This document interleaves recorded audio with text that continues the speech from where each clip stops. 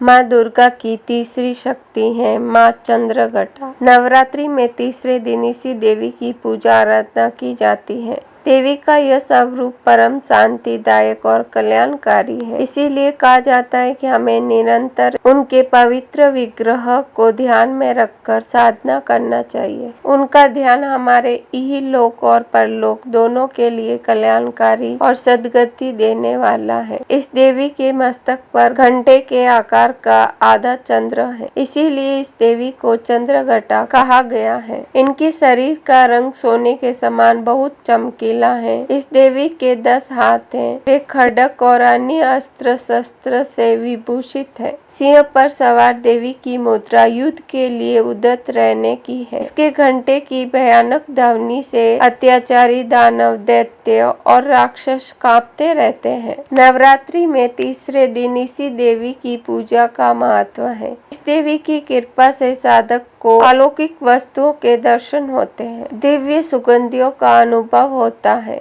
और कई तरह की ध्वनियाँ सुनाई देने लगती है। इन क्षणों में साधक को बहुत सावधान रहना चाहिए। इस देवी की आराधना से साधक में वीरता और निर्भयता के साथ ही सौम्यता और विनम्रता का विकास होता है। इसीलिए हमें चाहिए कि मन, वचन और कर्म के साथ ही काया को विहित विधि विधान के अनुसार परिशुद्ध पवित्र करके चंद्रघटा के चरणागत होकर उनकी उपासना आराधना करनी चाहिए। इससे सारे कष्टों से मुक्त होकर सहज ही परम पद के अधिकारी बन सकते हैं। यह देवी कल्याणकारी है। माँ चंद्रघटा की पूजा विधि।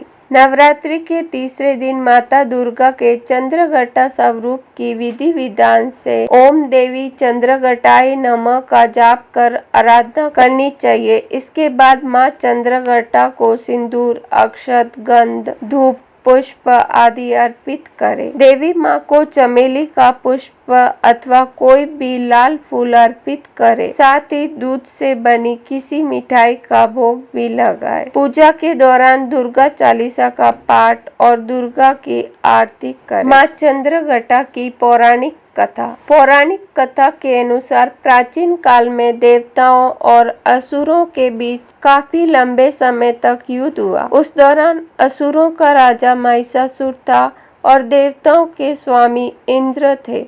युद्ध में असुरों की जीत हुई और महिषासुर ने देवलोक पर विजय प्राप्त कर इंद्र का सिंहासन हासिल कर दिया। महिषासुर ने इंद्र, सूर्य, चंद्र और वायु समेत सभी देवताओं से उनके अधिकार भी छीन लिए। देवता परेशान होकर ब्रह्मा जी के पास गए और उनसे सहायता मांगी। ब्रह्मा जी बोले, वर्तमान समय में तो महिषासुर को परास्त करना आसान नहीं है। इसके लिए हम सभी को महादेव के शरण में जाना पड़ेगा। उस समय सभी देवता सबसे पहले जगत के पालनहार भगवान विष्णु के पास गए। उनसे सहमति लेकर सभी महादेव के पास कैलाश पहुँचे। इंद्र ने आप बीती महादेव को सुनाई। इंद्र की बात सुनकर महादेव क्रोधित होकर बोले, महिषासुर अपने बल का गलत तरीके से प्रयोग कर रहा है, इसके लिए उसे अवश्य दंड मिलेगा। उस समय भगवान विष्णु और ब्रह्मा जी भी क्रोधित हो उठे और उनके क्रोध से